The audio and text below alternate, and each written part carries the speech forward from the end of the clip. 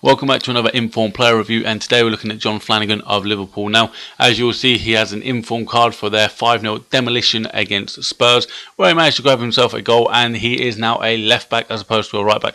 So his card stats read 75 pace, 62 dribbling, 36 shooting, 70 defending, 61 passing, 64 heading, 3-star weak foot, 2-star skill moves, high defensive work rate, medium attacking work rate. It's really good. Now, these are his in-game stats. They are all pretty basic for a bronze card, in fairness. Nothing really stands out. His marking is decent and his standing tackle is decent. His slide tackle is a bit woeful, but I'll tell you now, he plays above that. His one green stat there was his aggression, and his physical attributes are all roughly around the 70s, which is pretty impressive for a bronze card. Now, as you'll see there, it shows that he is a right back card still, despite being a left back, and that was one of my pretty much only criticisms. I took corners with the lad, and he just sort of stayed on the right hand side, but for the moment we're going to ignore that and we're going to look at the positives. Now, the two positives that I'm focusing on are his movement.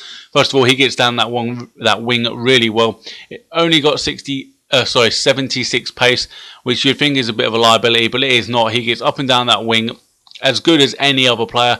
As you saw, I have in a complete gold team. Now, you'd think he was a liability in that team, and again, he wasn't. He came up against Blaszczykowski, he came up against Nani, Piszczek. He comes up against the players that, you know, the usual suspects use, where they just want to run down the wing and cross, and he held his own against them all. That's just the only way to put it. He held his own against some of the top players on the game. Admittedly, I probably wasn't playing the greatest opponents of all time, but Flanagan did the job that I asked him to do. Now, the price of 118,000 is a bit too much. I think the price is going to drop. I'd say it settles probably around 40 grand, but I would definitely pick him up, because if you had him in a bronze team, you would see that he is pretty ideal. Now, another negative is his ball control. It was a bit hit or miss. He either did some great ball control, it was just absolutely awful. I just couldn't get used to what he was actually doing when he was doing it wrong. It just seemed a bit too inconsistent and random for me. So that is one of his big negatives. His other negatives is obviously the 3-star weak foot. You're not expecting too much from that. But I thought, you know, him now being on the left-hand side, only 3-star weak foot, is a bit disappointing when you do go to cross. But again, you could always cut back in and pass it. Now, onto his tackling.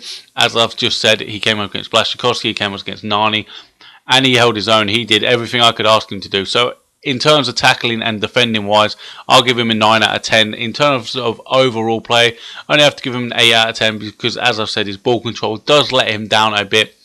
But for a informed bronze player, you get what you expect from him. He is pretty decent. He'll hold his own against any sort of teams.